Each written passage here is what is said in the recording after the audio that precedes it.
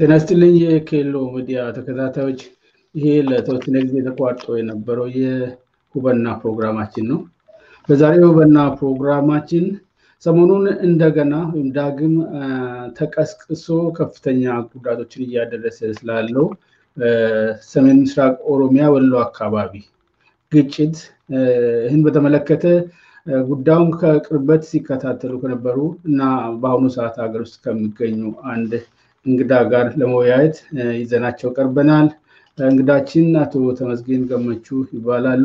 አቶ ተመስገን ገመቹ የህግ ባለሙያ ናቸው።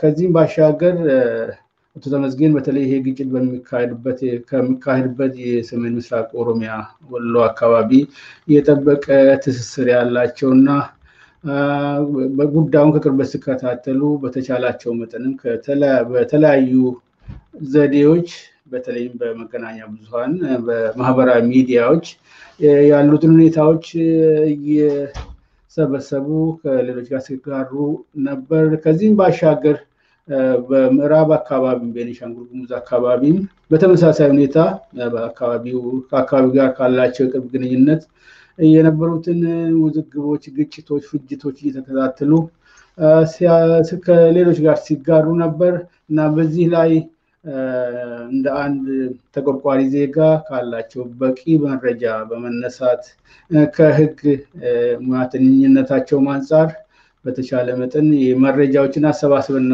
አጠቃቀም በአግባቡ ያውቃሉ ከሚል ሁኔታ እንግዳችን አድርገናቸዋል። አብራችሁን እንድትቆዩ በአክብሮት ጠየቅን። ወደ ውይይታችን እናልፋለን።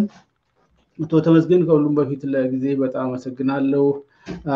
የሰሜን ምስራቅ ኦሮሚያ ወሎ አካባቢ ግጭት ከ3 ሳምንት በፊት ነበር የመጀመሪያው ዙር የተከሰተው። ለቀናት ቆይቶ ከፍተኛ ጉዳቶችን፣ የህይወት መጥፋት፣ የሰዎች መቁሰል፣ የንብረት መውደም፣ የቤቶች የተቋማት እና ከፍተኛ መፈናቀልን ማስከትሎ ተቆርቋሪዎች ሁሉ በተቻላቸው መጠን በዚያ ግጭት ለደረሰው ጉዳት እየተረባረቡ ያሉ እርዳታ ለማቅረብ ባለፈው ሳምንት ሮብ ምሽት ለሐሙስ ድጋሚ በዚህ አካባቢ ይሄ ግጭት ተቀሰቀሰ። አሁን ከፍተኛ ጉዳት እያደረሰ ነው። የህይወት መጥፋት፣ የንብረት መውደም፣ መፈናቀል የመሳሰሉት ብዙውን ጊዜ ባለው 3 ዓመታት እንዳየናቸው የዚህ አይነት ግጭቶች ሲነሱ በአብዛኛው ለፖለቲካ ግብ የሚጠቀሙባቸው በአብዛኛው ሆን ብሎ የሚቀሰቅሱት ወገኖች አነሳሳቸው፣ ምክንያታቸውን፣ ሂደታቸውንና የሚያስከትሏቸውን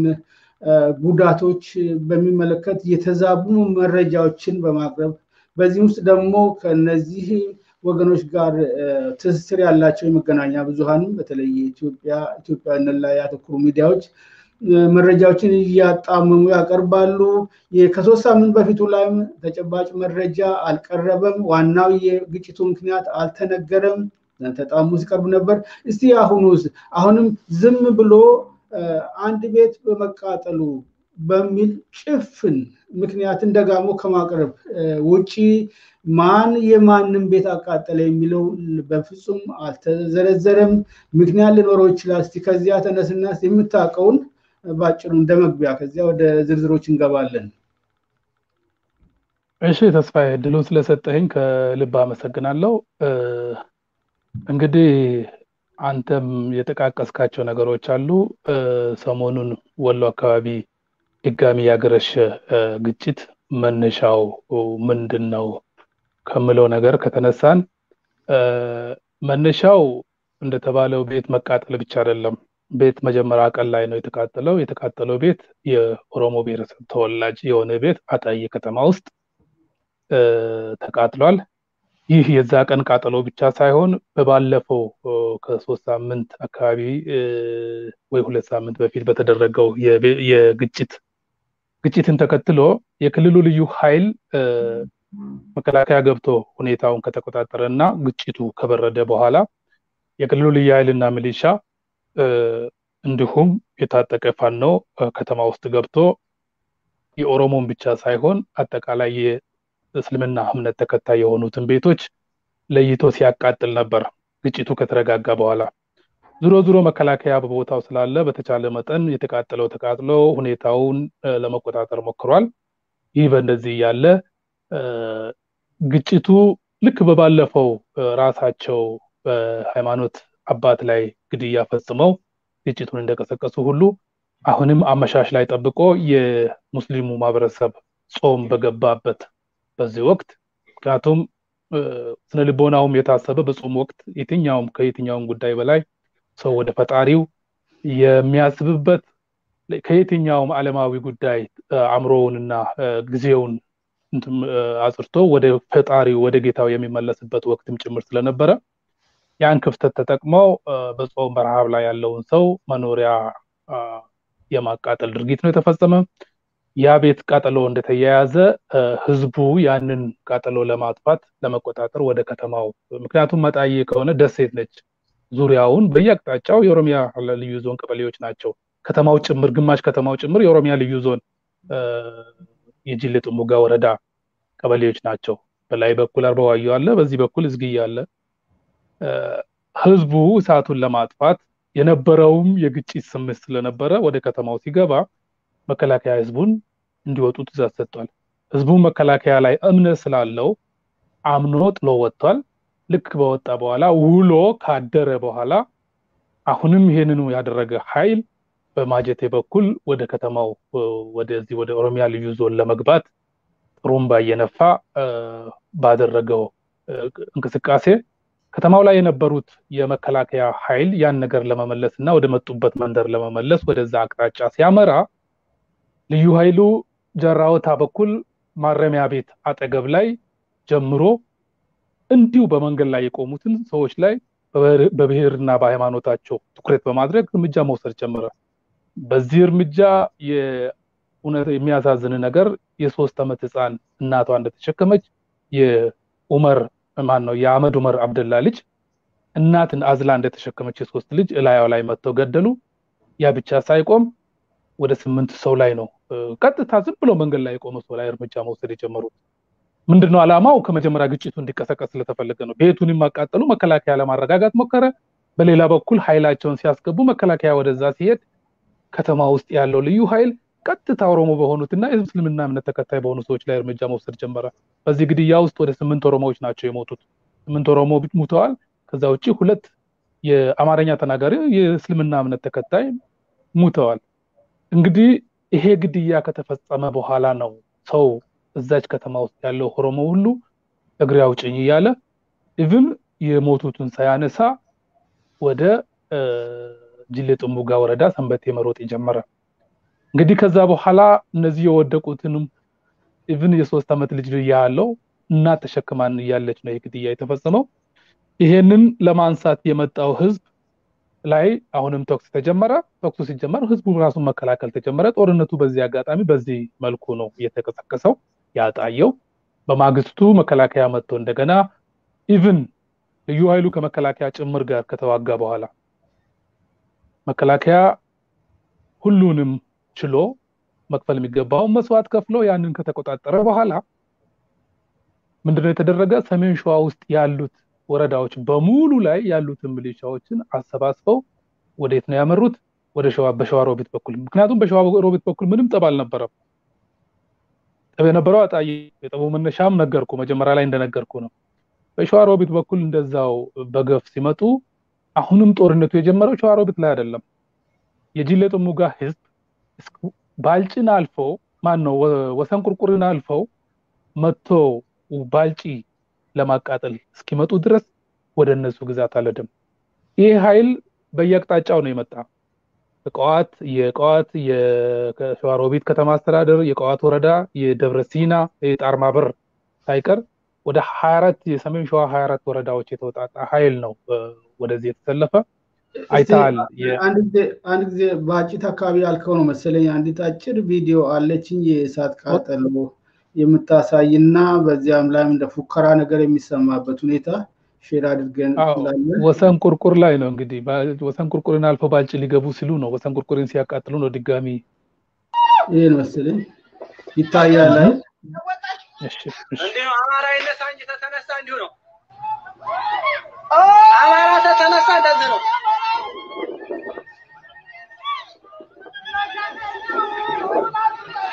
አሳጣቸው ጤና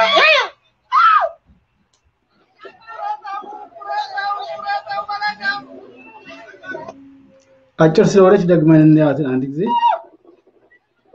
ማገኖ ተንጉድ ያወጣሽ እንዴ ነው አማራ ይነሳ እንጂ ተተነሳ እንዲሁ ነው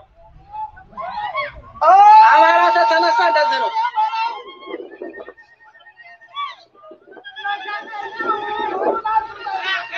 አሳጣቸው ጤና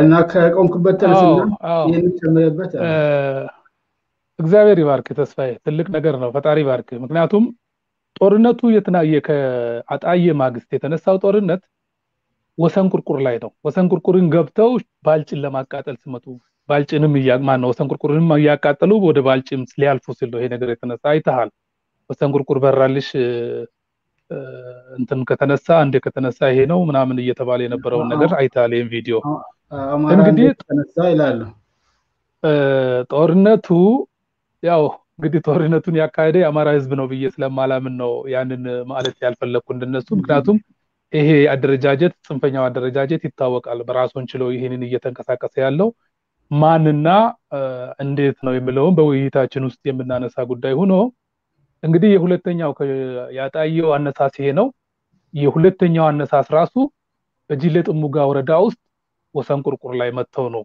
ግጭቱ የተነሳ ከዛ በኋላ ህዝቡ ራሱን ለመከላከል ወደዛ አካባቢ አምርቶ የብዙ ሰው ህይወት መስዋዕት ከፍሎ ራሱን ሲከላከልበት የነበረ ሂደት ነው አነሳሱ ይሄን ይመስላል ለማለት ፈልጌ ነው በጣም ጥሩ እንግዲህ እስቲ የኃይሎችን ከዚህ ጋር ተያይዘው የሚጠቀሱትን ኃይሎች ለማየት ያክል እዚህ ውስጥም አሁንም የሚዲያዎችን የተዛቡ አቀራረቦች የተዛቡ ዘገባዎችንም ለመገምገም ለመገመት የሚረዳሩ ሁለት የተለያዩ ቪዲዮዎች አሉ አንዱ በአማራ ክልል ባለስልጣን የተሰጠ መግለጫ ነው እሷን አይተን ሌላው ህዝቡ ደግሞ ተጎጂው ደግሞ የጥቃቱ ሰለባ ደግሞ የሚናገረው እናያለን በዞን የተፈጸመውን ጥቃት ተከትሎ የክልሉ የሰላምና ህዝብ ደህንነት ጉዳዮች ቢሮ ኃላፊ አቶ ሲሳይ ዳምጤ ለክልሉ መገናኛ ብዙሃን በሰጡት ማብራሪያ በሰሜን ሸዋ ዞንና በኦሮሞ ብሔረሰብ አስተዳደር አዋሳኝ አካባቢ መጠነ ሰፊ የሆነ ችግር ተፈጥሯል ከትላንት በስቲያ በአጣዬና አካባቢው የኦነግ ሸኔ ጽንፈኛ ቡድን ከፍተኛ ጉዳት ማድረሱን የገለጹት ኃላፊው በደረሰው ጉዳትም ንጹሃን ሞተዋል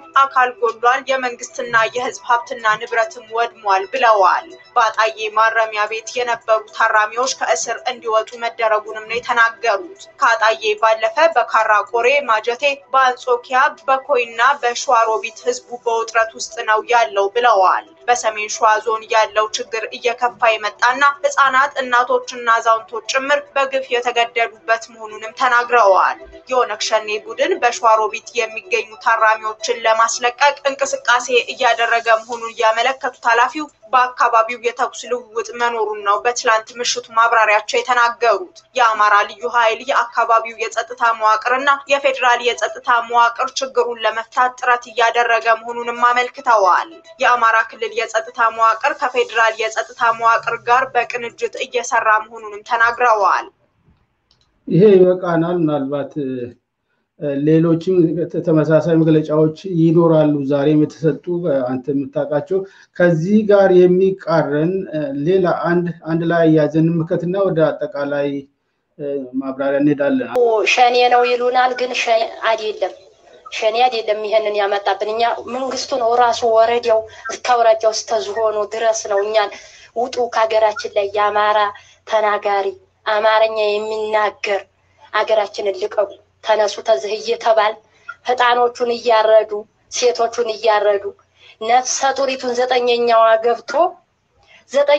ገብቶ ሆዷን ሽልቅቅ አርጓ ወጣና ልጁን ሰጣት በእጇ ሰጣት ሩሃ ሳይወጣ ማለት ነው ትንሾቹ ልጆች ለባል የደረሱት ልጆች በብልታቸው በእንጨት እየሸቀሸቁ አንገታቸውን እስከሚቆርጡ ድረስ የሚያደርስብን ስቃይ እንኳን ለተማረ ብሔር አይደለም ላልተማረ አሳዛኝ ነው እንኳን እኛን አይደለም እንኳን ያየነውን አይደለም ለሰማው የሚያሳዝን ነው የኛ ነገር ከቤታችን ንብረታችንን እየጣልን ማን ነው የእናንተ ንብረት የሚወስድ እያሉ ሱቃችንን እየዘጋን መጋዘናችንን እሳት እያቃጠሉ ነው ያባረሩ ግቡ ሀገራችሁ አይደለም እየተባል ተቀባይ መንግስታተን ልዩ ኃይል አለኝ ብሎ ልዩ ኃይሎቹን ይልክልናል። ጨርቃቸውን ውሃ ገዝተን እናጥባለን። እንጀራ የሌለንን የኛ በሰኔ በግንቦት አዝመራችን ዱር ቀርቷል። እየገዛን ታለው የሌለው እየተበዳደር እየገዛን እያበላን ውጡት፣ ሀገራችሁ ውጡ፣ ኃይል ከብዶባችኋል፣ ቢሊየን አለ በሱ ትመታላችሁ እየተባል እየወጣን ልዩ ኃይሎቹ ናቸው እኛ ለሊት በ10 ሰዓት ተቤታችን አስወጥተው የመቱን። ይሄ ነው እንግዲህ የሰለባዎች ራሳቸው የሚናገሩት በግልጽ ይሰማል፣ በግልጽ ይታወቃል። ሚዲያዎች ደግሞ አንድ የሚገርመው ነገር ለምሳሌ መጀመሪያ አባይ ሚዲያ የሚባለው ይሄ ግጭት እየተካሄደ ያለበት ቦታም እስከዚህም አገር ውስጥ ከመሆኑ ባሻገር እስከዚህም ከመቀመጫቸው ከፍንፍኔም ብዙ የራቀ አይደለም።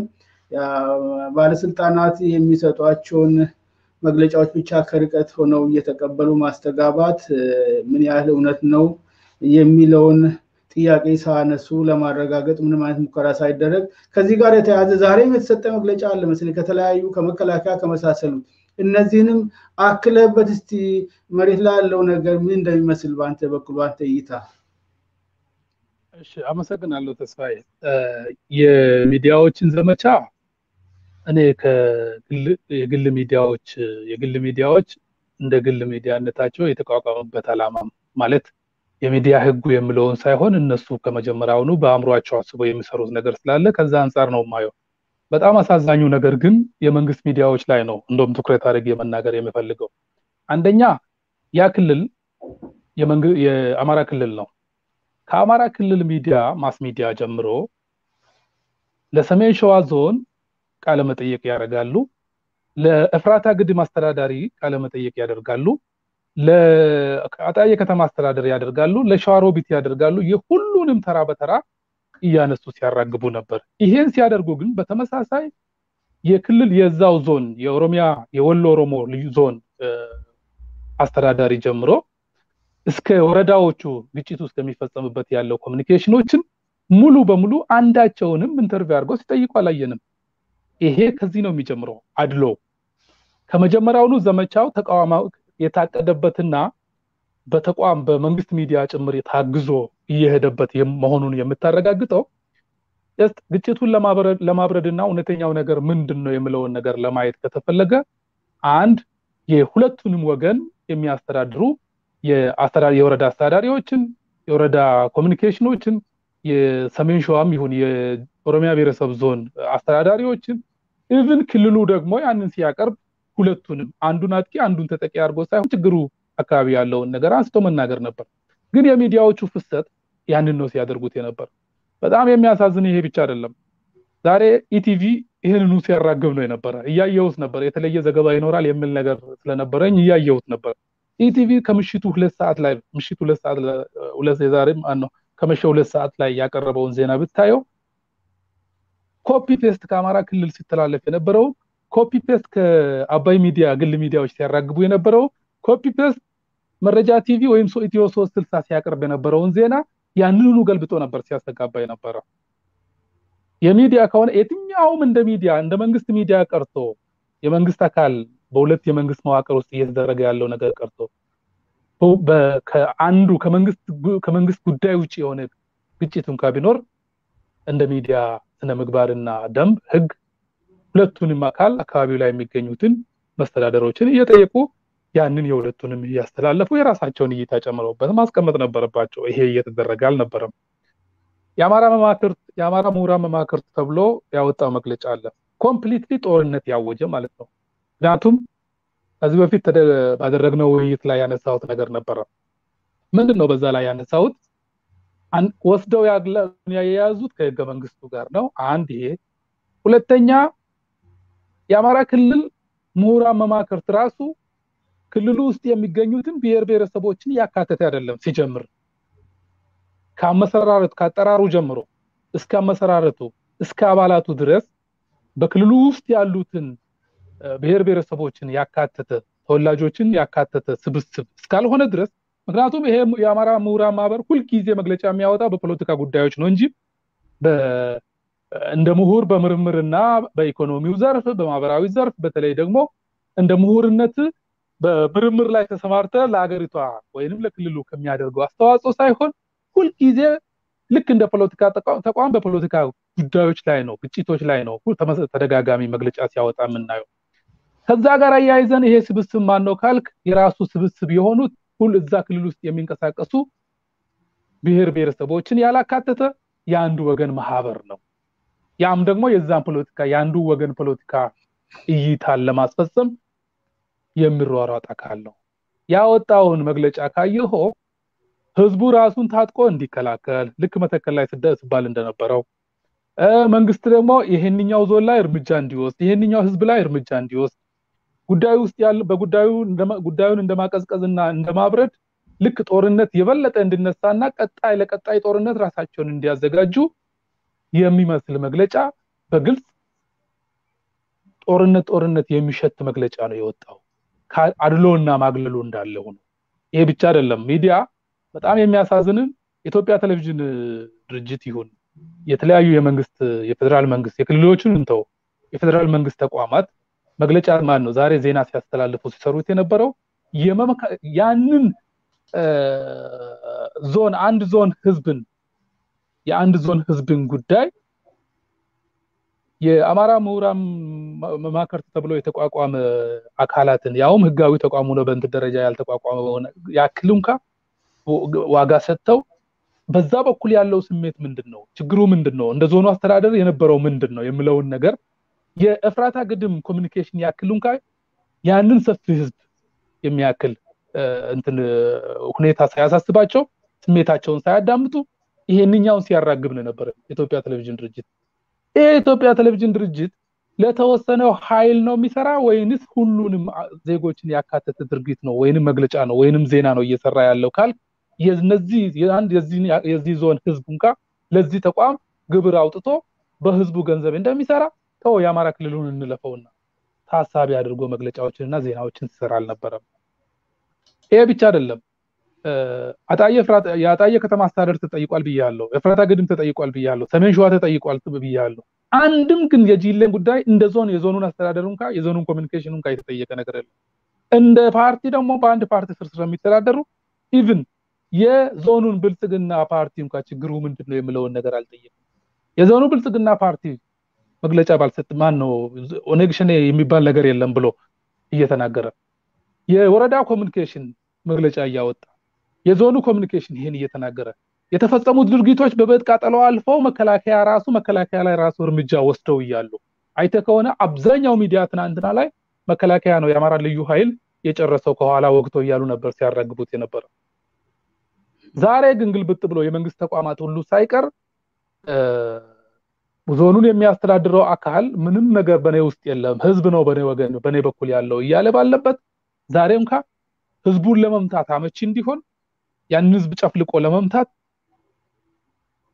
የክልሉ ኮሙኒኬሽን ጭምር ለኢትዮጵያ ቴሌቪዥን ኢቲቪ ዛሬ የሰጠው መግለጫ አመሻሽ ላይ አይተ ከሆነ ገና ሌላ ጦርነት ለማካሄድ እየተዘጋጁና እየተደራጁ መሆኑን የሚያሳይ ለዛም ዝግጁ እንዲሆኑ ነበር መግለጫ ሲሰጡት የነበረው በጣም የሚያሳዝን አቶ ግዛቸው የክልሉ ኮሙኒኬሽን ቢሮ ኃላፊ አቶ ጀነራል አሳምነው ጽጌ አንድ ጊዜ ልዩ ኃይሉን ሲያስመርቅ የተናገረው ወርድ ባይ ወርድ ዛሬ ያንን ነበር ሲደግሙት የነበረው ምንድነው ሲሉት የነበረው በየአቅጣጫው በጠላት ተከበናል አቶ ጀነራል አሳምነው ጽጌ ምንድነው ሲል የነበረው ከ500 ዓመት በፊት የነበረው ሁኔታ ሊፈጸም ነው በየአቅጣጫው በጠላት ተከበናል ነበር ሲል የነበረው ጭልጋ ላይ መከላከያ መግለጫ ያወጣውን አይተ ከሆነ ግጭቱ የተነሳ በአማራ ክልልና በቅማንት ህዝብ መካከል ነው የሚል ነበር እነሱ ግን ሲናገሩት የነበረው ለመምታት ልክ አሁን ኦኔክሽኔ ነው ብለው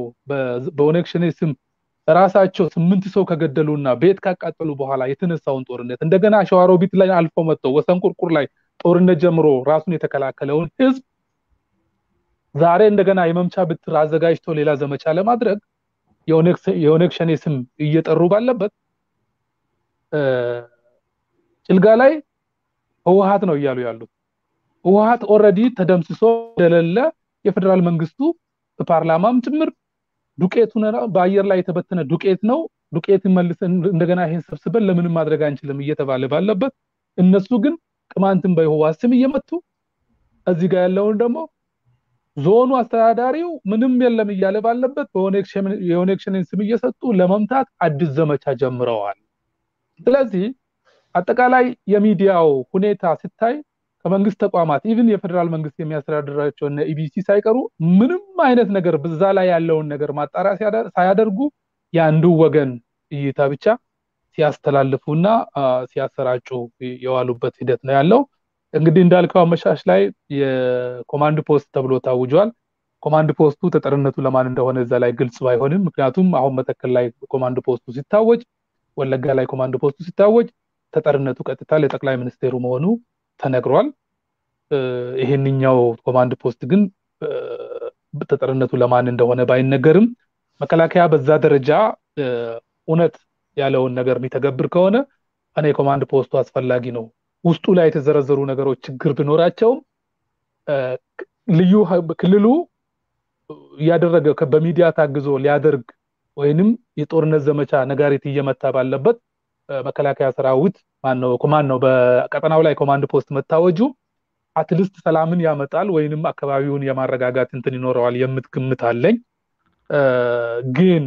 ግን ኮማንድ ፖስቱ ራሱ በተጠቀሳቸው ጉዳዮች ውስጥ በጣም የሚያሳዝን በአንድ ወረዳ ደረጃ 9 መስጊዶች ተቃጥለዋል።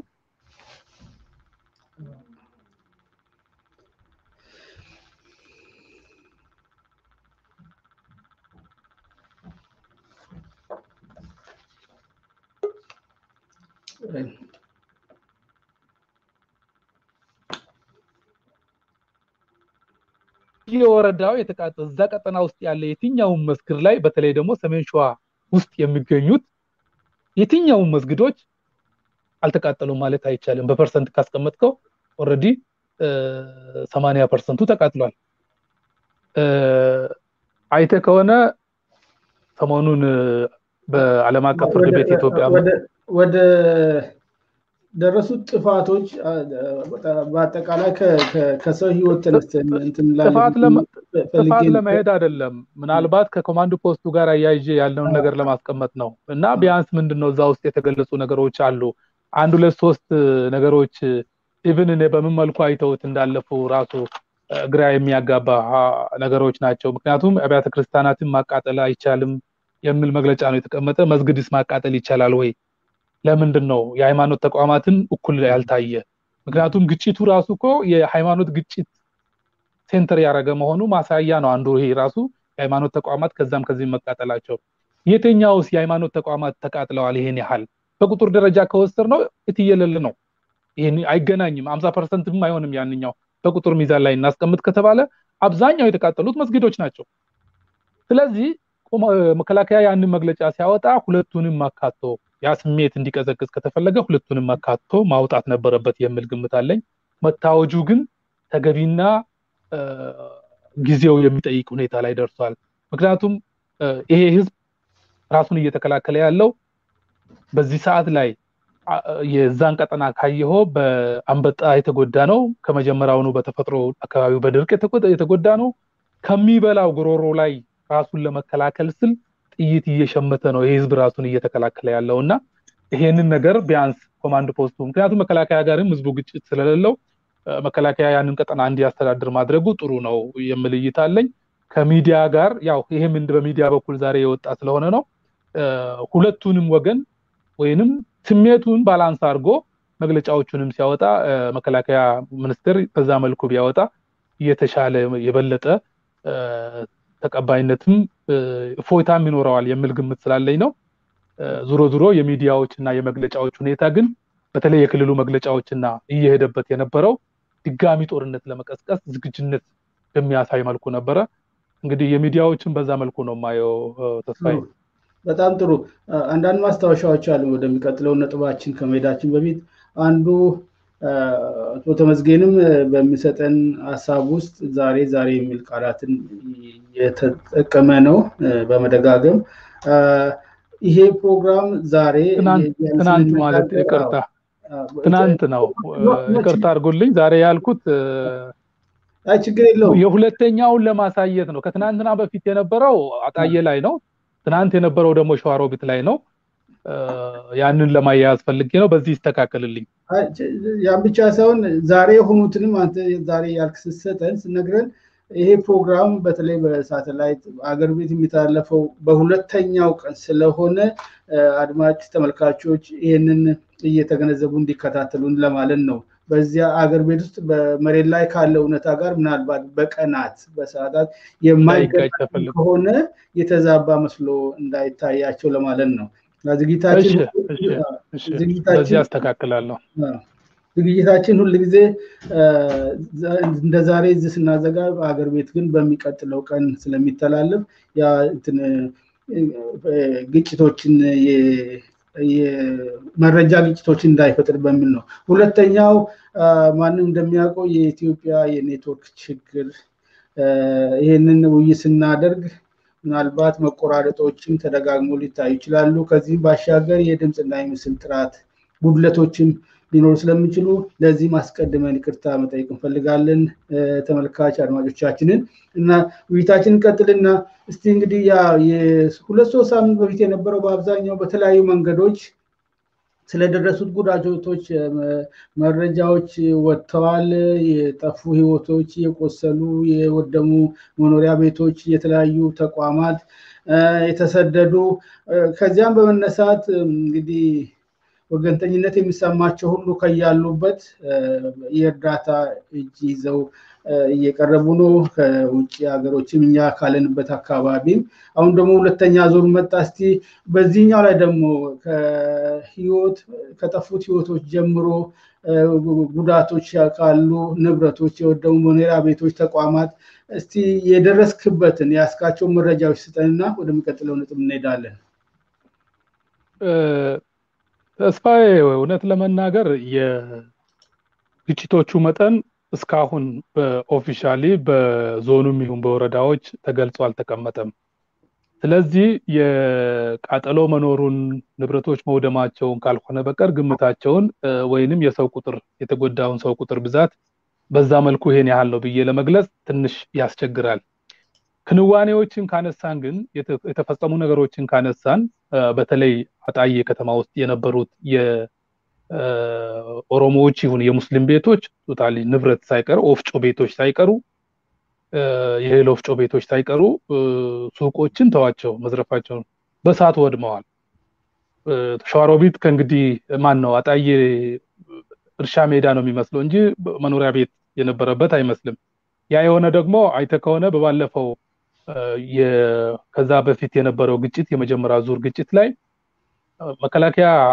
አካባቢውን ተቆጣጥሮ ሰላም ከወረደ በኋላ ተለይቶ የእስልምና እምነት ተከታይ የሆኑትን ቤቶችን ሲያወድሙ ነበር ከዛ የተረፉትን ሰሞኑን በተደረገው በሁለተኛ ዙር ግጭት ላይ አጣዬ ከተማ ውስጥ በተደረጉት ግጭት አሁንም መከላከያ ድጋሚ ቀጠናውን ከተቆጣጠረ በኋላ ወደዛ የገባ ሚሊሻና ልዩ ኃይል እንደዚህ ተመሳሳይ እርምጃ ነው የወሰደ ስለዚህ ቤቶች የሉም ማለት ይቻላል አንድ ነገር አለ በክልሉ ውስጥ የሚንቀሳቀሰው ኃይል ሁለት ህጋዊና አንድ ህገወጥ አደረጃጀት አለ አይተ ከሆነ አማራ ክልል ውስጥ የትኛውንም ውጊያ ላይ እየተሳተፈ ያለው አሁን መግለጫ ሲሰጡም በእነሱ በኩል ያለው ህጋዊ በሌላ ሳይድ ያለው ህገወጥ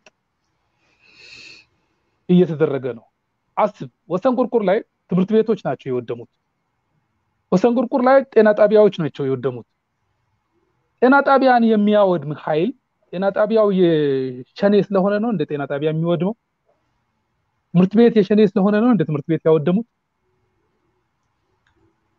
በጣም መሰረታዊ ችግር ያለበት መሆኑን የሚያሳየው የህዝቡ መገልገያ ተቋማትን ለምንድን ነው የሚያቃጥሉት እሺ የታጠቀው ኃይልን ይፈርጁ በሚፈልጉት መልኩ መንግስት ራሱ የገነባቸውን ተቋማትን ግን ማስወገድና ማውደም ለምንድን ነው ያስፈልገ ይሄ ኃይል ክልሉ ህጋዊ እውቅና ሰጥቶ ሽፋን እየሰጠ የክልሉ ጸጥታ ኃይል ነው እያለ ነው ይሄ ኃይል አንድ ሁለት አይነት ነገሮች አሉ ወደ ኋላ ተመልሰሃለሁ ከንብረት ውድመት ጋር አያይዘ ስላነሳ ነው ይሄን ነገር እያልኩ ያለው በአማራ ክልል ውስጥ የትኛውም ሰው መሳሪያ መታጠቅ መብት ነው ሲታጠቅ ሁለት መሳሪያ ድረስ ነው የሚፈቀድለት አንድ ሽጉጥ ስትፈልግ ስናይፐር ግዛ ስትፈልግ መትረየስ ግዛ ግለሰቦች ሊይዙ የሚችሉትን የመሳሪያ አይነቱን ሊሚቴሽን አላደረጉበትም መጀመሪያ ላይ። ስለዚህ የትኛውም ሁሉም በቻለው አቅም ያ መሳሪያ ከገዛ በኋላ ምንድነው የተደረገው? ሚሊሻ ነው የተደረገው። የትኛውም ክልሉ ላይ ታጥቆ የሚንቀሳቀሰው ሁሉ ፍቃድ ያለው እንደ ሚሊሻ ነው የሚቆጠረው። በሚሊሻነት ተመዝግቦ ስልጠና ተሰጥቶት ወደዚህ ስምሪት እየተሰጠ ነው። ሁለተኛው አደረጃጀት ያው ልዩ ኃይሉ ነው ሁለጊዜንቶ። ሶስተኛውና ህገወጡ አደረጃጀት ፋኖ ብሎ ያስታጠቃቸው በመንግስት መዋቅር ውስጥ ያልተካተተ ግን ክልሉ በበጀት እየደገፈ በትጥቅ እየደገፈ ለሚፈልጋቸው የጦርነት አላማዎች ሁሉ የሚያውላቸው አልፎ ከክልሉ አልፎ በሌላ ክልል ውስጥ ሰርጎ ገብቶ እርምጃ የሚወስዱ በክልሉ ጉያ ስር የታቀፉ አደረጃጀትን አሉ። እነዚህ ፋኖ የተባሉት የሰው ርህራሄ የሰው ደም ሰው የተባለው ርህራሄ የሌለባቸው ናቸው።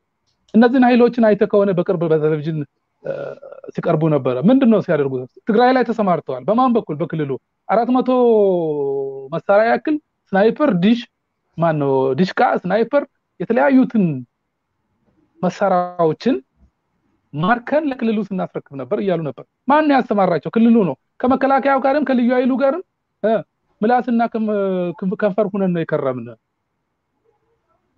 ብሎ መግለጫ ሲሰጡ ነበር። ምን ለማለት ፈልጌ ነው? ይሄ አደረጃጀት አለ። ስለዚህ በዛ ሳይድ ሁሉ መጥቶ ጤና ጣቢያን የሚያወድም፣ ህፃናትን የሚገል፣ ትምህርት ቤትን ያወደመ፣ 800 ቤቶችን ያወደመ የገበሬ ቤቶችን፣ እነዚህ ሁሉ ንብረቶች የማን ናቸው ነው? ለምን እውነት እንትን ከሆነ ለምንድን ነው እነዚህ ማውደም ያስፈልገ ነው? ስለዚህ አጠቃላይ የወደሙት ንብረቶች በሰው ህይወት ቅድም የአጣዬ ላይ የተፈጸሙትን 8 ሰዎች ግድያና የ3 ዓመት ህፃን የአህመድ ዑመር አብደላ ልጅን ጉዳይ ያነሳሁት ለጦርነቱ መነሻ ወደ ግጭቱ እንዲገቡ ግጭቱ እንድነሳ ቀድሞ የፈጸሙትን እርምጃ ለመናገር እንጂ አጠቃላይ በዚህ ጦርነት ውስጥ የተሰዉትን ሰዎች ቁጥር ገና በእንትን ደረጃ ኦፊሻሊ ያልወጣ ስለሆነ ብዙ ሰው ማለቁን ከመናገር በቀር ብዙ ንብረት መውደሙን ከመናገር በቀር ይሄ ነው ብዬ ለመናገር ትንሽ አንደኛ ነገ ታማኝነቱ ራሱ ነገ ትክክለኛው ማስረጃ በስታቲስቲክስ ከጤና ጣቢያ ከሆስፒታል ተጨምሮ ከሞቱት ምክንያቱም በተለያየ ቦታ የወደቁ ሰዎች ስላሉ የሚገርም ነገር ከዛ መልስም ካዛት ከአጣዬ የሚመጣው መከላከያ ሰራዊት ራሱ መንገድ ላይ ያገኛቸውን 3 ሰላማዊ ሰዎችን ተኩሶ የገደላቸው ሰዎች ስለነበሩ እነዚህ ሁሉ በየቦታ የወደቁ ስላሉ ቁጥሩን እንዲሁ ብዛታቸው ብዙ ናቸው ከማለት በቀር በዚህ ደረጃ ይሄ ነው ብዬ ለማስቀመጥ ትንሽ ያስቸግረኛል። የጉዳቱን መጠን ለማንሳት ብዬ ነው። በጣም ጥሩ ያሳውቃል። ሁኔታዎችን ያሳውቃሉ። በማንኛውም መንገድ ግጭቶች ባሉበት አካባቢ መረጃዎችን መሰብሰብ በጣም ከባድ እንደሆነ በግልጽ ይታወቃል። ነገር ግን በተለይ ይሄ ውጪ ዓለም ያለው የኦሮሞ ማህበረሰብም ሌላውም እርዳታ ሰጪ አካል መረጃዎችን ስለሚፈልግ ከ3 ሳምንት በፊት በደረሰው ጉዳትም በዚያው ልክ ነው እንግዲህ ሁሉም የተቻለውን ሲያደርግ የነበረው። ከአገር ውስጥ ደግሞ ስናይ እርዳታዎች እንኳን ሲቀርቡ አድልኦ በተመላበት ሁኔታ ነው የሚል መረጃዎች ይወጣሉ። በተለይ እስካሁን ድረስ ከመንግስት አካላት አካባቢ ከቀረቡት እርዳታዎች ከኦሮሞ ህዝብ ወገን ለተጎዱት የደረሰ እርዳታ እንደሌለ ነው የሚገለጸው። ካለ እንግዲህ አንድም ለዚህ ሁሉ ውጅንብሮች ወይም ኮንፊውዥኖች ሰበብ የሚሆነው የመረጃ አፈና ነው። ኢትዮጵያ ውስጥ ወይ በመንግስት አካላት ትክክለኛና ሚዛናዊ መረጃ አይሰጡም ወይም ደግሞ ገለልተኛ ለሆኑ የመረጃ ምንጮች አክሰስ አይፈቅዱም፣ በቦታው ተገኝተው ሁኔታዎችን እንዲገመግሙ አይፈቅዱም። እነዚህ ሁሉ ችግሮች አሉ። ለማንኛውም ግን መረጃዎች በጣም አስፈላጊዎች ናቸው። በተለይ ጉዳቶች ባሉበት አካባቢዎች መረጃዎች በጣም አስፈላጊዎች ናቸው። የተፈናቀለው መጠለያ ይፈልጋል፣ ምግብ ይፈልጋል፣ በሽታ ይኖራል፣ ሕክምና ያስፈልጋል። ይሄ ተዘርዝሮም አልቅም የተለመደ የታወቀ ነው። ግጭቶችና ጦርነቶች ባሉበት አካባቢዎች እስቲ ወደ የሚቀጥለው ነጥብ እንሂድና ከዚህ ጋር ተያይዞ አሁንም ምናልባት እንግዲህ ይሄ ፕሮግራማችን ኢትዮጵያ ሲተላለፍ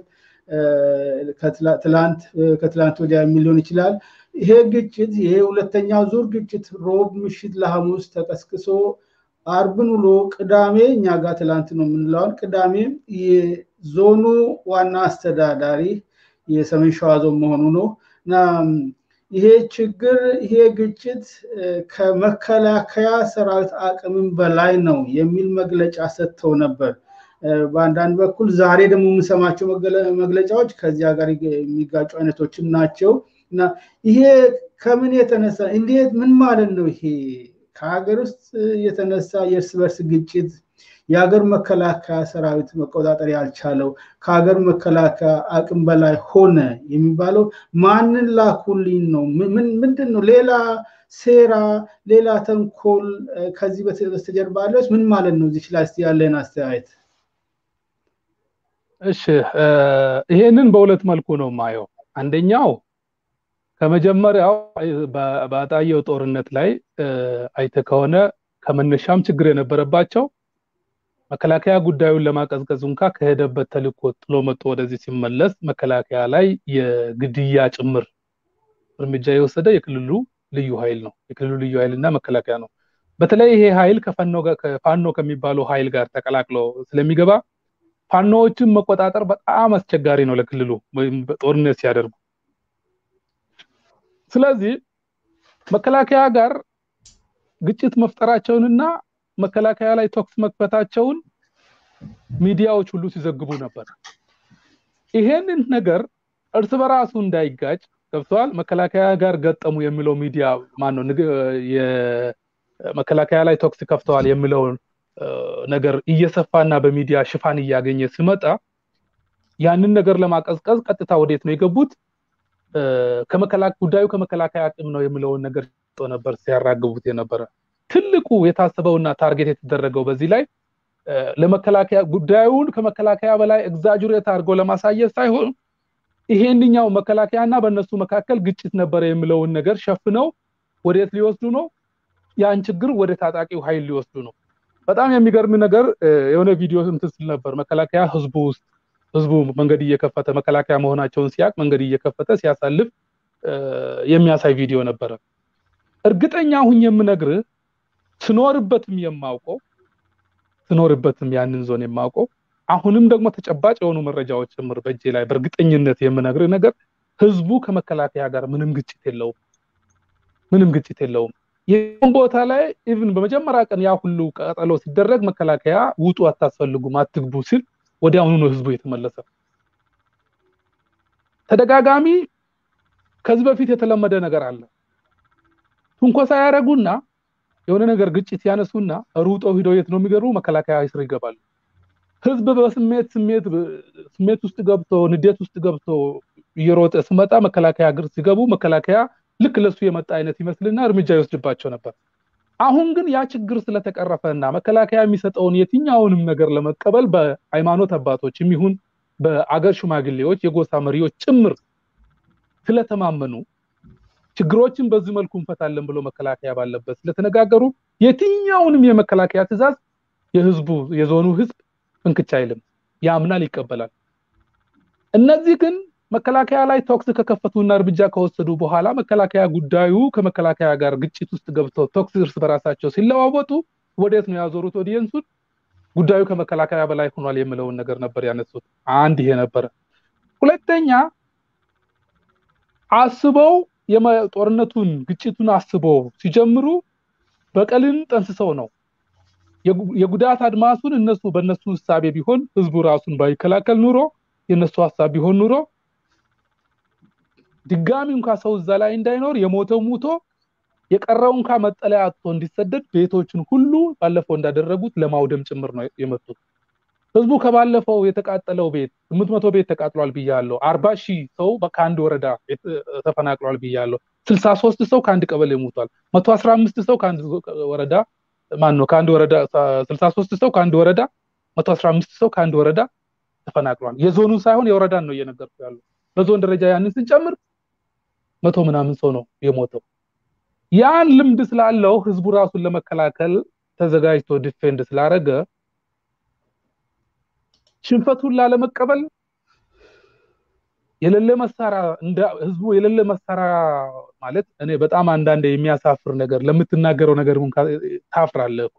እነሱ የሚሉት ኦኔክሽንና እነሱ የሚሉት ብሬን ዲሽቃ ምናምን የሚሉት በየት ተጭኖ ነው እዛ ዞን ውስጥ የሚገባ? ያቺ ዞን እኮ ደሴት ናት ከላይ ፊት ለፊት በሚመጣው መንገድ ደቡብ እንትና ነው ያለው ደቡብ ወሎ ነው ያለው ከዚህ ከአዲስ አበባ ወይም ከፍንፍኔ ወደ ወሎ በሚወስደው መንገድ ሰሜን ሸዋን ደብረ ብርሃንን አቋርጦ ነው የሚሄደው በየት በኩል ነው ይሄ ሰራው ሌላ ኃይል ገብቶ እዛ ዞን ውስጥ ያንን ነገር የሚያደራጀው እነዚህ መሳሪያዎች እስከላይ ነው እንደሚዘንቡት ከላይ እኮ አይዘንቡም እነዚህ መሳሪያዎች በየት በኩል ነው የሚገባ ክልሉ የማያውቀው የክልሉ ደህንነት አመቱን ሙሉ የአካባቢው ኮኔክሽን ያለበት የአካባቢ ሃይማኖት ጽንፈኝነት አለበት ይያለ ሲደበድብ የከረመውን ዞን ወይንም ህዝብ በየት በኩል ያ ነገር ይገባል ተብሎ ነው የሚገመተው ምክንያቱም ደህንነት ኃይሉ ባላቸው በለላቸው አቅም በዛ ዞን ላይ ነው ትኩረት አድርገው ሁሉ ጊዜ የሚሰሩት የፌደራል ደህንነትና መረጃ ይሄን ነገር መግለጫ ባልሰጠበት የፌደራል መንግስት ይሄንን ነገር መግለጫ ባልሰጠበት ክልሉና ወረዳዎችን የክልሉ መንግስትና የክልሉ ወረዳውና የክልሉ ዞን በሚሰጠው መግለጫ ብቻ የፌደራል ሚዲያዎች ግን መንግስቱ መግለጫ ባልሰጠበት የፌደራል ሚዲያው ግን የነዚህን አካላትን ያራገበ ያንን ነገር ሲያቀርብ በየት በኩል ነው እነዚህ መሳሪያዎች ሊገቡ የሚችለው የሚለውን ነገር መልሶ እንኳን የሀገሪቷን የደህንነት ሁኔታን ጥያቄ ውስጥ የሚያስገባ የብሔራዊ ደህንነት ሁኔታን ጥያቄ ውስጥ የሚያስገባ ጉዳይ መሆኑን እንኳን ታሳቢ እየተደረገ አይደለም በፌደራል መንግስት ሚዲያዎች ይሄ ነገር ሲራገብ ይጋጫል እርስ በራሱ ይሄን ያህል ዲሽቃ በዛ ዞን ውስጥ በዚህ መሃል ሰንጥቆ የሚገባ ከሆነ ይሄን ያህል ብሬን በዛ ዞን ውስጥ በዛ ክልል ውስጥ ሰንጥቆ የሚገባ ከሆነ የክልሉ የፌደራል መንግስት ብሔራዊ ደህንነት መረጃ ምንድነው የሚሰራ የክልሉ ጸጥታ ቢሮ ምንድነው የሚሰራ ምን ሲሰራ ነበር ይሄ የማይገናኝ ነገር ነው ሽፈታቸውን ለመሸፈን የሚያደርጉት ወይንም ያሰቡት ነገር ስላልተሳካላቸው ያልተሳካልን ጉዳዩ ይሄ ስለሆነ ነው የሚል ሽፋን ለመስጠት በእነዚህ ሁለት ምክንያቶች አንደኛ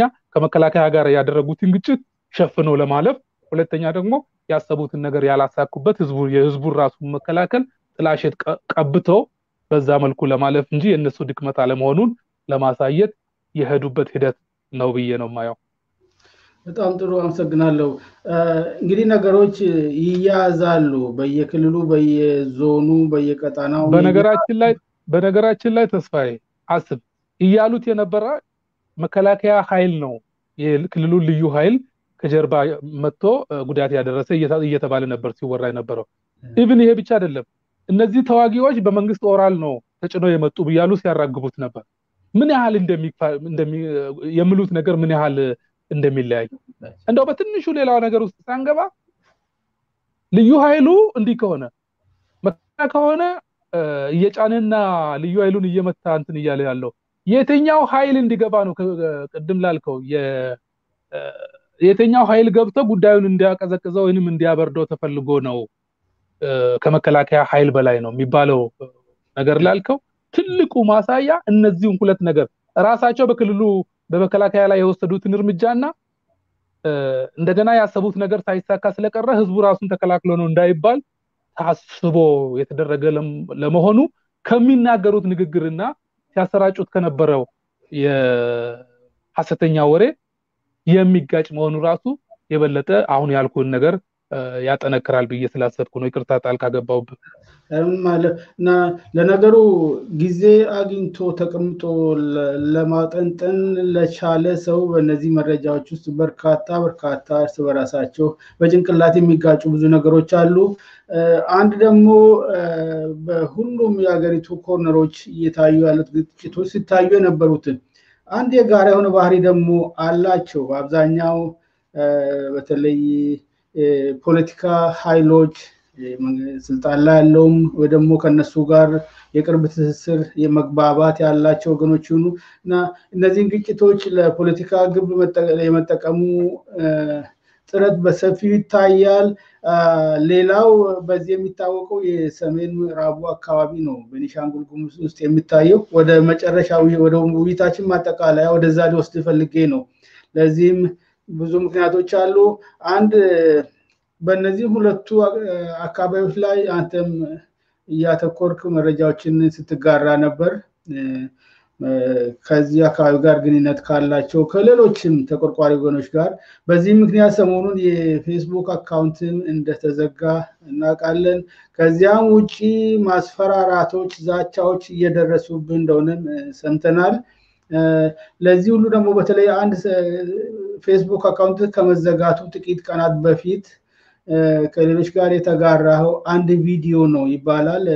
መተከል ቤኒሻንጉል ጉሙዝ መተከል አካባቢ ስለ ተከናወነ ተመሳሳይ ሴራ ማለት እንችላለን።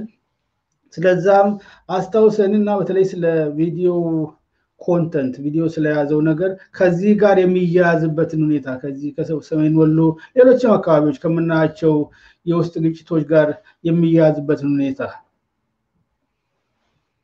አመሰግናለሁ ተስፋዬ። ከኋለኛው ማለት መጨረሻ ላይ ካነሳው ነገር ከፌስቡክ አካውንት መዘጋትና ከዛቻዎች ጋር ተያይዞ ለተነሳው ነገር ያው የተለመደ ጉዳይ ነው። ዛቻዎች በየቀኑ የዛቻዎች ብዛት የሚያጠፉ ቢሆን ኑሮ ማንም ሰው ኢትዮጵያ ውስጥ እስከዛሬ በህይወት ይቆያል ብዬ አልገምትም። ስለዚህ ያንን ብዙም የሚያስጨንቀኝ ጉዳይ አይደለም። ያው አሉ በተደጋጋሚ ባለስልጣናትም በተለይ ደግሞ ከዛኛው አቅጣጫ ከአሃዳውያን አመለካከት ካላቸው አቅጣጫ የሚደረጉ የዩቲዩብ ዘመቻ የፌስቡክ በቴሌቪዥን ላይ ሰው ግለሰብን ስም እየጠሩ እንትን የሚሉት ነገር በሰፊው ስላለ እሱን ንቄ ባልፈው ይሻላል።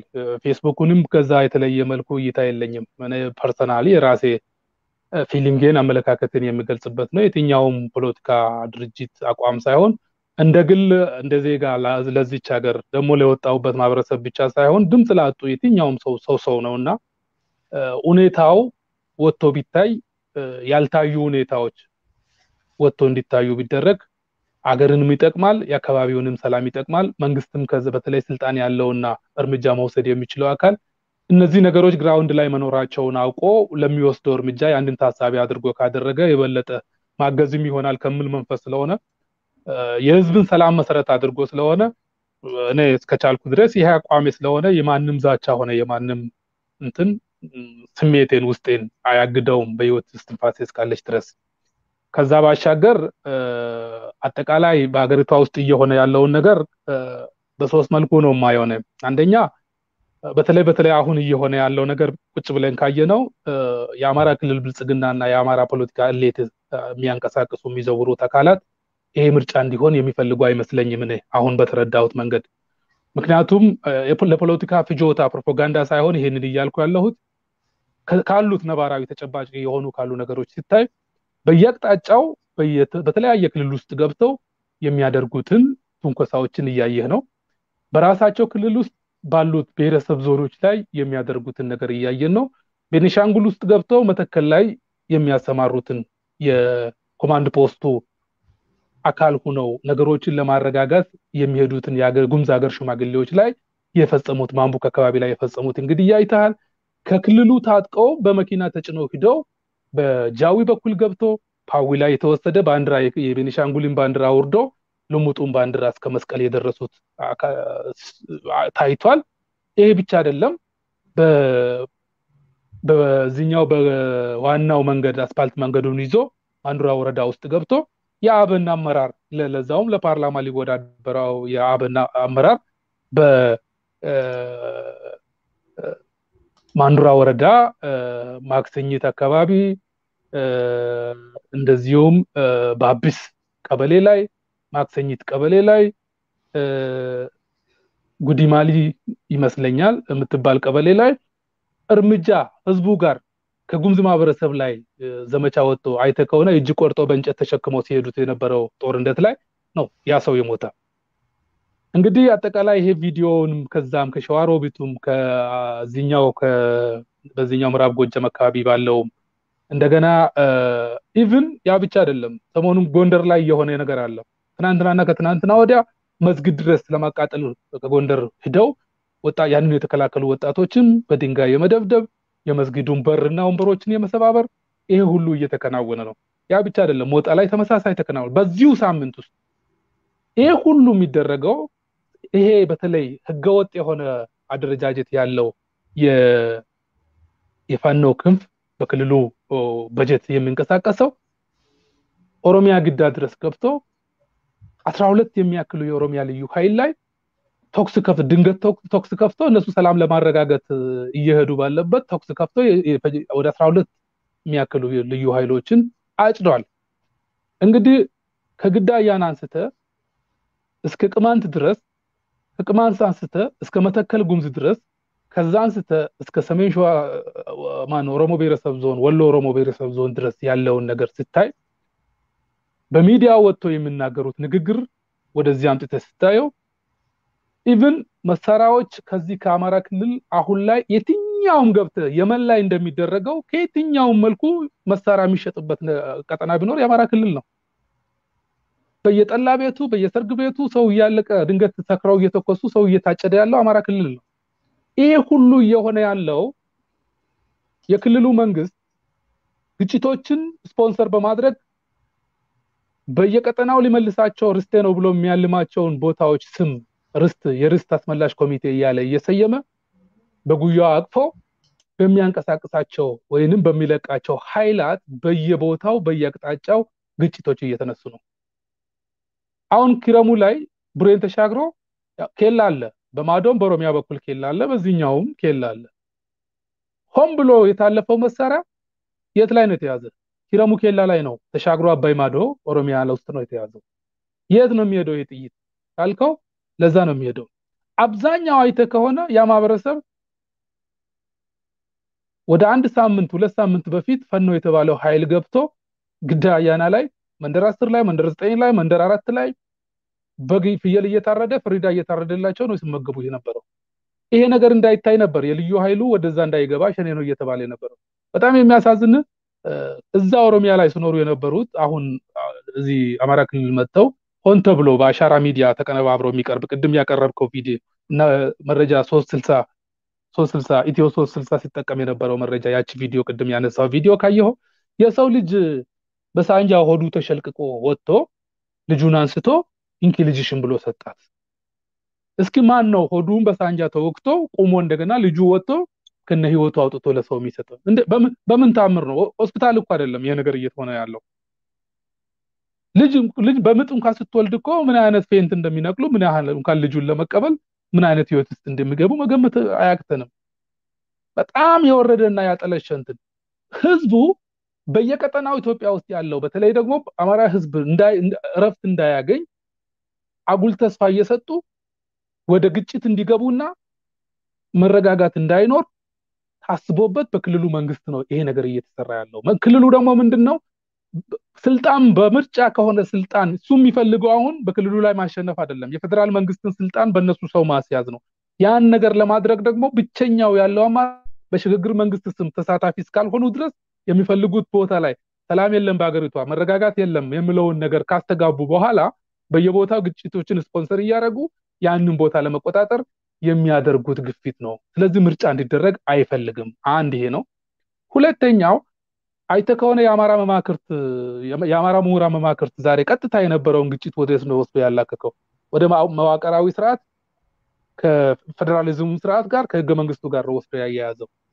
ሁለቱ የቡድንና የግለሰብ መብት ይከበር የተባለበት ህገ መንግስት ፈርሶ የዜግነት ፖለቲካ ብቻ የሚለው ይከናወን የሚል ነው የነሱ ትግል።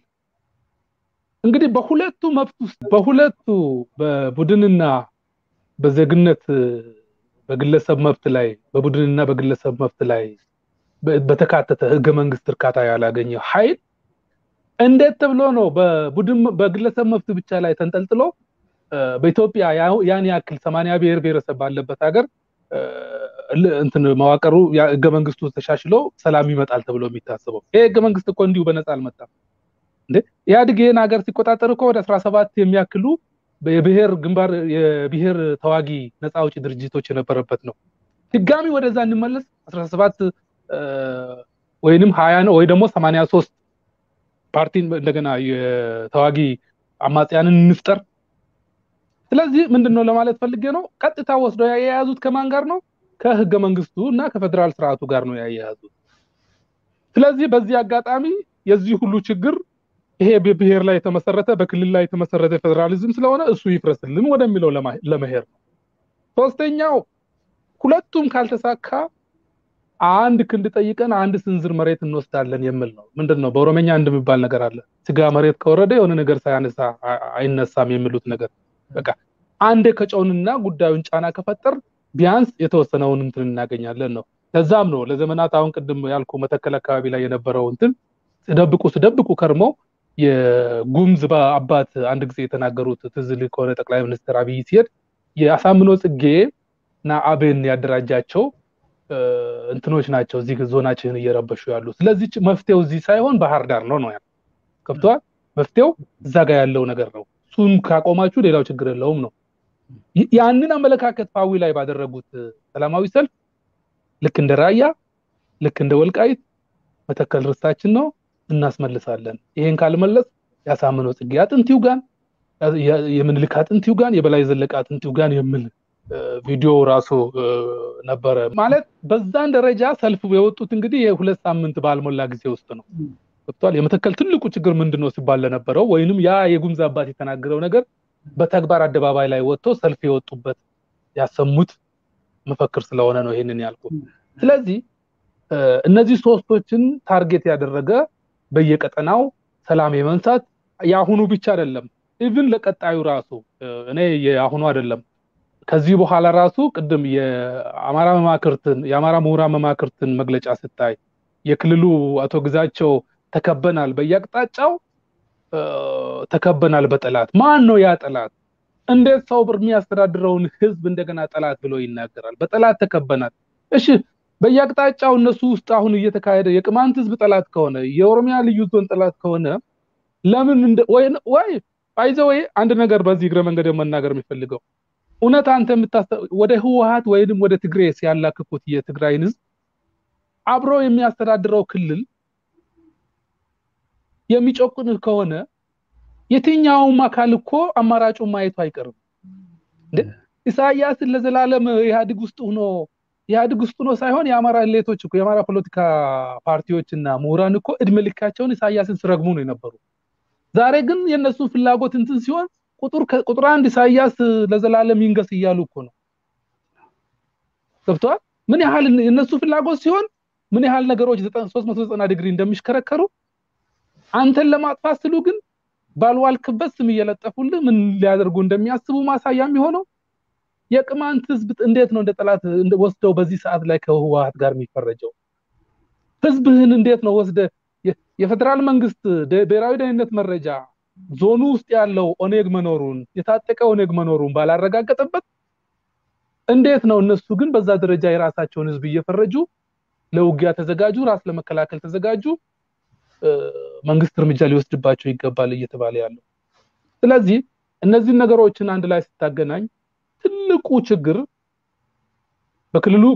በክልሉ በጀትና በክልሉ ባለስልጣናት ስፖንሰር የሚደረጉ ግጭቶች ስለሆኑ ነገሮች በቀላሉ ይበርዳል ብያላስብም አሁንም ከመሻሽ ላይ እንዳልኩ ዛሬ ማለት መከላከያ ኮማንድ ፖስት አውጇል ተጠርነቱ ለማን ነው የሚለው እንዳለ ክፍተቱ እንዳለ ሆኖ እንደገና በውስጡ ያሉትን ሁሉንም አብያተ ክርስቲያንም መቃጠል የለበትም መስጊድም መቃጠል የለበትም የግለሰቦችን ቤት መቃጠል የለበትም የሚለው ተስተካክሎ እንደዛ መልኩ መውጣት ሲገባ በአንድ በኩል እንዳለ ቅድም አይቻለሁ የሚገርም ነገር መንገድ አሁን ኢትዮጵያን እንከሳለን ብለው ባለም አቀፍ እንትን ኦርቶዶክስ ጄኖሳይድ ማን ኦርቶዶክስ አገንስት ጄኖሳይድ ኢን ኢትዮጵያ የሚል ወደ ቅድም አይተከውና ወደ $300,000 እያሰባሰቡ ነው $500,000 እናደርሳለን ዓለም አቀፍ ፍርድ ቤት እናቀርባለን እየተባለ ኢትዮጵያ ውስጥ እውነት ኢትዮጵያ ውስጥ አሁን ባለው ሁኔታ ኦርቶዶክስ ነው እየተጨቆነ ያለ በኢትዮጵያ እንደው የኢትዮጵያ ሃይማኖት ታሪክ ውስጥ የኢትዮጵያ ሃይማኖት ታሪክ ውስጥ ኦርቶዶክስ እየተጨቆነበት እዚህ ውጭ ሀገር ደግሞ ያለን መረጃ እንዳም ሁለት ሰዎች በስንት ተጠቅሰው ተከሰዋል የኦሮሚያ ፕሬዝዳንት የሚባሉት አቶ ሽመልስ አብዲሳና የቤኒሻንጉል ጉሙዝ የሚገርመው ግን ዋናዎቹን የበላይ አካላት ከሁሉም በላይ ከፍተኛውን ኃላፊነት የህዝብን ደህንነት የማስጠበቅ ኃላፊነት የያዙትን ትላልቆቹን ለምን እንደተው ግልጽ አይደለም ጠቅላይ ሚኒስትሩን የታማጆር ሹም መከላከያ ሚኒስትር የመሳሰሉት እና አካሄዱ የተለየ ዓላማና ተልኮ ለምንስ በኦርቶዶክስ ሃይማኖት ተቋማት ስም ሆነ ገንዘቡን ማሰባሰብ ወንጀሉስ ለምንድነው በዛ መልኩ የታሰበው ገብቷል ማን ነው አሁን ኦርቶዶክስን ጠላት አድርጎ እየሳለ ያለው ይሄ አካሄድ አይደለም ወይ እውነት እንነጋገር ከተባለ በኢትዮጵያ ታሪክ የትኛውም ሃይማኖት መከበር አለበት በኢትዮጵያ ታሪክ ውስጥ ራሱ ተጨቆኑ ከተባሉ ሃይማኖቶች ኦርቶዶክስ ይካተታል ወይ እውነት እንነጋገር ከተባለ ለምንድነው ይሄንን የሃይማኖት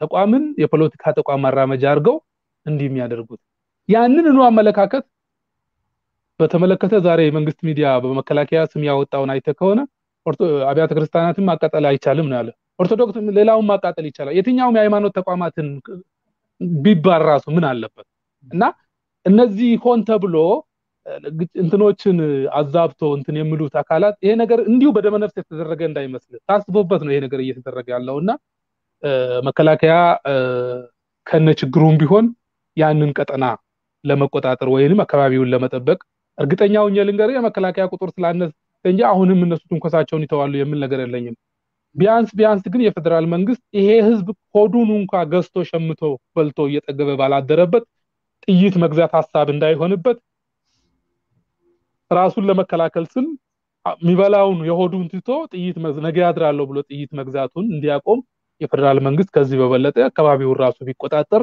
ሰላም ይመጣል የሚል ግምት አለኝ ያ የማይሆን ከሆነ ግን አሁንም እነሱ ሁኔታዎችን ጠብቆ ግጭት የመቀስቀስ በነገራችን ላይ ይሄ ግጭት አሁን እየተባባሰ የመጣ እነሱ ሰንበቴ ላይ ለማፈንዳት አስበው የነበረኮ የጥምቀት በዓል ሲከበር ነበር አስበውትም በጣም መከላከያ ፈተና ውስጥ አስገብተው ልዩ ኃይሉና መከላከያ ያን ሊጋጩ ነበር በነበረኝ መረጃ ስለዚህ አጠቃላይ ይሄን ነገር የፌደራል መንግስቱ ራሱ ለመቆጣጠር መግባቱ የተሻለ ይሆናል ግን ሾልኮ 20 ኪሎ ሜትር በዋናው መንገድ ላይ የሚለው ነገር አሁንም አዋሳኝ ያሉት ቀበሌዎች ላይ ስለሆነ ይሄ ጫና እየበዛ ያለው ያንን አካባቢ መከላከያ መሸፈን ይችላል ወይ ልክ መተከል ላይ ተደረገ እንደነበረ መከላከያ ከተማዎችን ተቆጣጥሮ በመጠበቅ ላይ ብቻ ተመስርቶ ዙሪያ ያሉት ቀበሌዎችን እንዳያስጠቃ ስጋት አለኝ ያን ሁሉ ሸፍኖ ከሄደበት ግን ሰላም ይወርዳል የሚል አመለካከት አለኝ ተስፋዬ በጣም አመሰግናለሁ ለጊዜህም ለሰጠን መረጃም እንግዲህ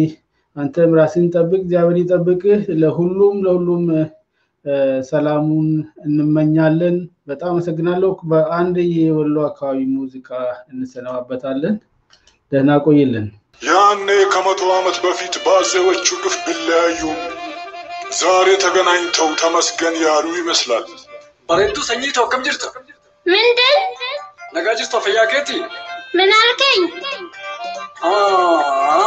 ዮሐንስ ቴድሮስ ላስ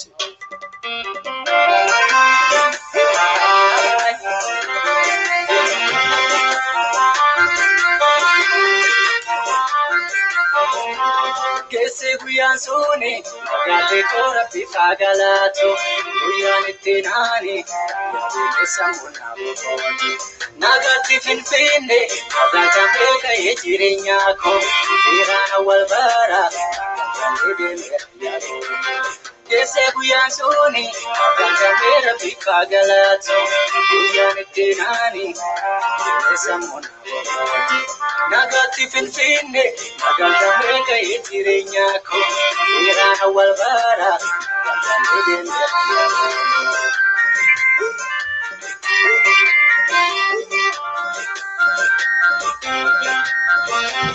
Yasbari uta sanyitante silenya deflechonni abadi sandal jalal branchim tarebo lita yikish mataraya go sedash mendin malatesh naygermany sanesh bibiyan jadi sufafango benem darsalam shirwan Rajabti sasbzomet kinazariya ukeblmut mali negren kathinonat kwantahari panimut መስራቸው ነው ይሄን ሲያደርጉት ለያተፉን በውሸት ማንነት ቢዘገይም ባዜዎቹ ጉያ ቀልበታለን ረማን ራያ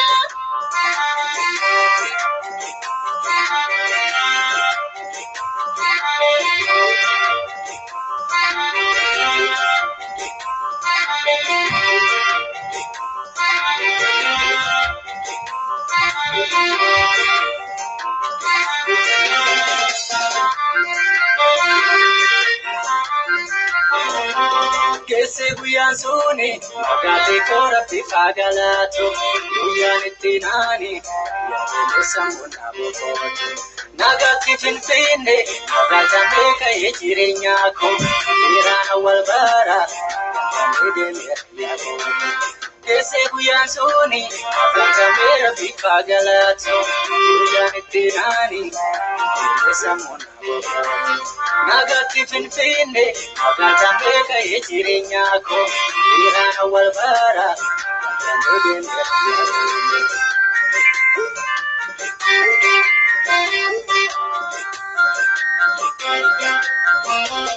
Nomalkoicha karbaifa yezemelሽ ነው ተዋልዳ ባዳ ከስታይናችን ቢጠፋ ያይሞታ ግን ፍጹም አይጠፋ nomalkoicha በርድንበሯ ይዘፈንልሽ ለፊራ ዝንዛዝ ወዳድ በዱራ ይፈረደን ሆኖ መስጊራ ያኔ ድሮ በጀርማያቶች ሲበረታ ምርገ በዘራች ከስርክንዱ ለማጥፋት ኮሸነ ሲፈራረቅ ምድረባ ገነነ ሰይደው ነው ቅጠል ያራገፉት ክንዱ ሳይደርቅ ወቅትን ያሳለፉት ወርቀው ታየ እንዳዲስ ለምልሞ በትለው ስፍር ሰብስበው